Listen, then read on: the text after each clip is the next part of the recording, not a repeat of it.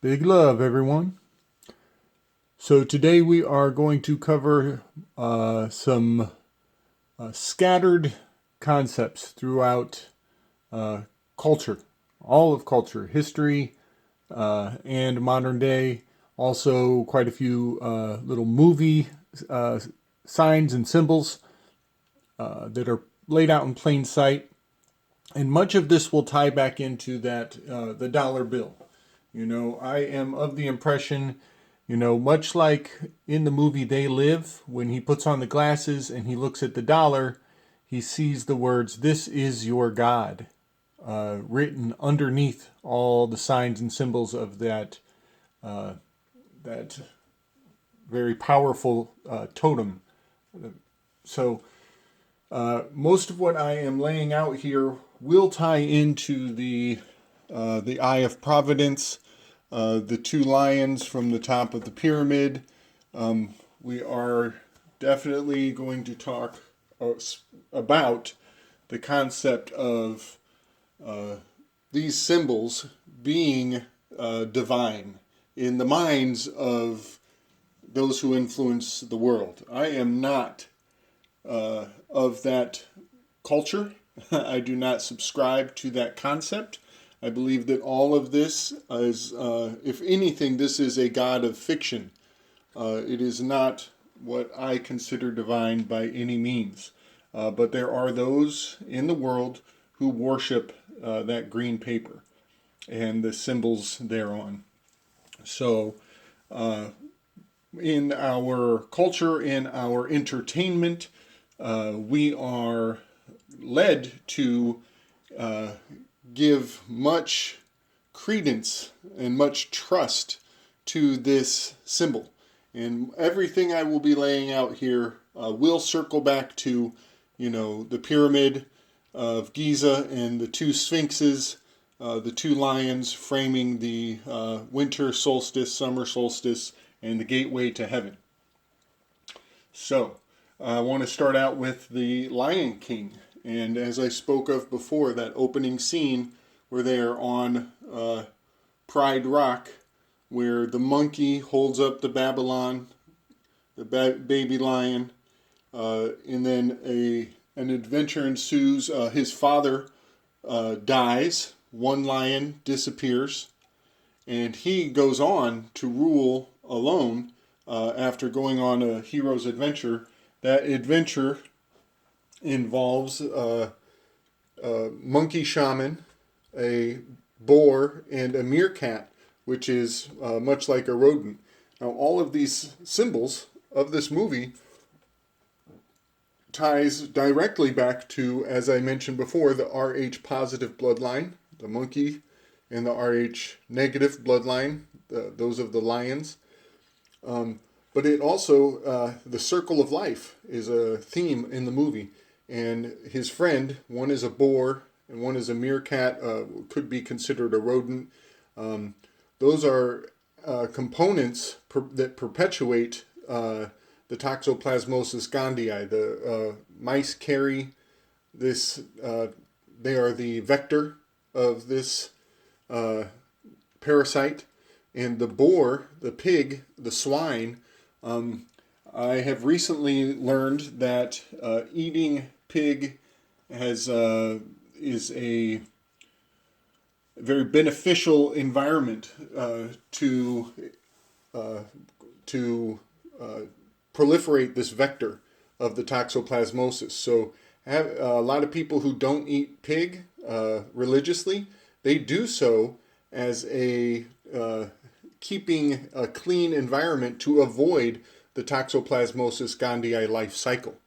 So my point would be that cultures that have a high intake of pig are definitely a hotbed for toxoplasmosis gondii, that being China and also Spain. And I will circle back to that in a whole nother video in and of itself. But I just want to point out that cycle of life from the Lion King. The fact that they're on Pride Rock is very much a indicator of this, the pyramid of Providence, the Eye of Providence. Pride Rock looks very much like that pyramid, and there is even a bird circling above. That is the all-seeing eye that can see, all the animals of the kingdom. All of this is highly Darwinian, which is not my thing. I believe Darwin was a not a scientist of biology. He was a failed student of other fields. I'll go into that maybe another day. But he was in over his head, to say the least. He had one book on his shelf, and he admits that. Anyway, going forward, I want to move into Braveheart. The movie Braveheart has a lot of signifying of that lion, the blood lions, the bloodlines of kings. Braveheart was not about William Wallace. The term Braveheart, I believe, was signifying Robert the Elder, which was the, I think, grandfather of Robert the Bruce, who had leprosy. And he was hiding in the shadows. And the term Braveheart is speaking of the bloodline of kings, the lion's Rh negative bloodline. And Robert the Elder, he suffered from leprosy and hid in the shadows throughout the movie. But some of the most significant historical turn of events pivoted around that actual character in history, Robert the Elder. Much to learn, much to be revealed in those minor scenes of the Braveheart movie.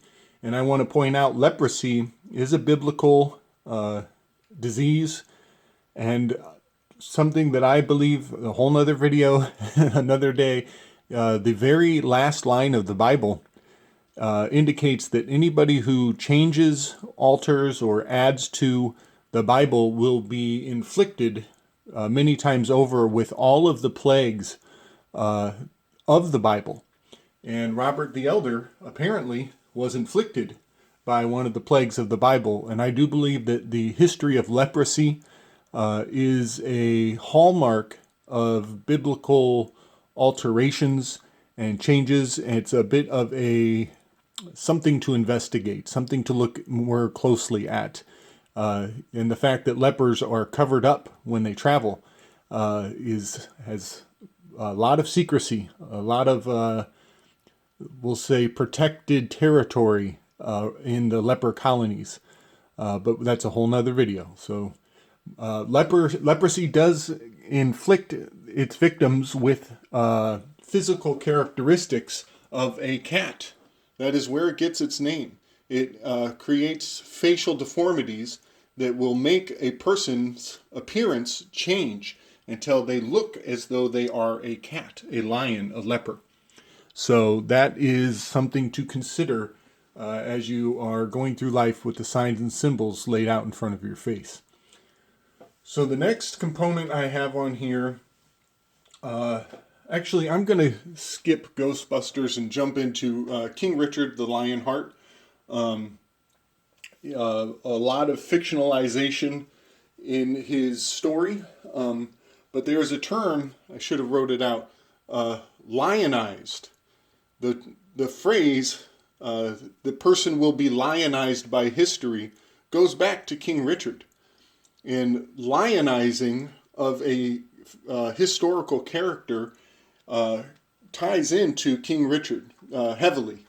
And to lionize a character in history is to make them much greater than they actually were. And the entire story of King Richard is deeply, deeply reinforced with fiction, with things that people needed the future to believe to justify the life story of a persona. So King Richard was, he's reported to be handsome and tall, and he was actually, in his the accounts of his death, he was not as fit as we are told he was. They had a hard time getting that arrow out of his arm because he was actually very fat. But some of the myths around him are very telling. And this is, I just wanted to point out, this is the foundation of being lionized by the stories they tell after you're gone. he was anointed. He had a sacred anointing, making him, the birthright of kings. There was an oil was put onto his forehead, and it is believed that he was blessed by God. And because of that, his body parts after he died were highly sought after. Became kind of a holy grail treasure hunt of sorts. And, people believed that if they could drink out of his skull, they would receive that anointing that he was given, and there would be wisdom instilled just by drinking from the skull. A lot of necromantic tendencies in his mythos, and when he was interred, they literally made him rest in pieces. They took him in different parts and spread his body throughout the land. His heart was kept in an iron box in ruined cathedral in Normandy, so that they could not perform necromantic ritual to attain any of the aspects of the truth of his life or his story, and so that the fiction would live on and nobody could do the research to test the significance of some of the claims around his life. So I just wanted to point out that King Richard is the lionization of a fictional persona that overlays true facts of history. There is much hiding behind this man's story. Also, Robert the Elder. Much to know, much more to know. So let's jump back to Ghostbusters. I want to point out, the Ghostbusters movie took place in the Shandor building, which that building was a fictional reenactment of a real, true building that John Lennon actually lived at, and that he was killed at the gates. He was killed at the doorway of a actual building that the Shandor building is based upon. The name of that building escapes me. It was on 72nd Street. There's your 72 with the pentagram. But John Lennon was killed on the gates. That's much like Passover, where they put the blood on the doorway so that the spirit will pass over their household. So that was a sanctified building. The Shandor building was sanctified in reality at the place where John Lennon lived and died. So I want to point out that Shandor building and the scene at the end of Ghostbusters, I hope most people have seen it, that finishing scene, the Shandor building, when it changes into its spiritual form, it has a pyramidal structure on the top, and Gozer, the Gozerian, comes out of a gateway at the top of that building, and when Gozer, the Gozerian, walks down the stairs, the scala, the stairway, the Jacob's ladder of sorts. As Gozer comes down that stairway, Gozer the Gozerian has two cats, two beasts, one on each side, one on the left, one on the right. This is an embodiment of this sacred location at the Pyramid of Giza, and the two sphinxes, one on either hand. So that gateway at the top of the Shandor building has everything to do with what I've been telling you all along. And I'm going to go deep into some Egypto-mysticism real quick, and we are going to make some assertions and claims that you will have to look into on your own. I believe that Ruth Bader Ginsburg was of the royal bloodline of lions. If you look at her face, she very much seems to have these cat-like leprosy features. I'm not saying she had leprosy. I'm saying she probably comes from somebody who in the past suffered from this genetically altering disease. And she, I do believe, was of the Roth child bloodline. Roth actually in Hebrew means royal. But we'll get into that. And I'm going to assert that Justice Scalia was of the dogs, the Luper, the Anubis. Ruth was of the cats. Justice Scalia was of the dogs. And these are the two beasts in opposition, the gatekeeper and the keymaster. And I will make another huge leap in logic, but during the vice presidential debates, Mike Pence, he made his closing statement that everything is a stage. It's all a show. It's all movies. He said in his closing statement that he wants everyone to remember that Ruth Bader Ginsburg and Justice Antonin Scalia, they got together and had a holiday celebration with one another. They visited each other's house and brought gifts to one another. And that even though their ideological differences were in perfect opposition of each other, that they actually got along in real life. And Mike Pence opened up the Pandora's box there, and he stated that we're all friends. We all go out and we toast, cheers. We're all buddies behind the scenes, and we're just playing a role. We're just actors, like Ghostbusters, like The Lion King, like King Richard. So, just a couple points here. Ruth Bader Ginsburg's death, which was on 9/18, was a very sacred holiday. There's a lot written about that. They announced her actual Hebrew name, Yita Rushel Bat Saliah, and that means the lean royal house of roasting. And anybody who knows about her history with abortions and the concept of roasting, we very much have some signs and symbols pointing to Baal worship and the sacrificing of children. The week that she died was the California fires. It happened on the Feast of Hathart, which is a Sekhmet Egyptian god, which is a cat-headed god. And Ruth Bader Ginsburg, she had that leprosy facial features. I believe she is of the royal house of the cats, of the Egyptian cat. And I know that's a lot of jumping in logic, but if anybody looks into it, you will see you can prove my words if you do the research. Justice Antonin Scalia, he died on February 13th, which is the Feast of Osiris in Egyptian holidays.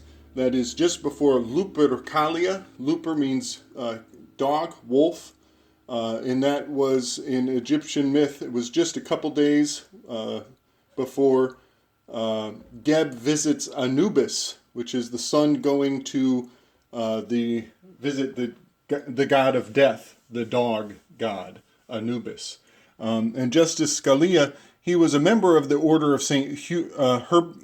Hubertus, and that's, I believe, a surface level conspiracy, if you will. The real secret club that he was a member of that is much more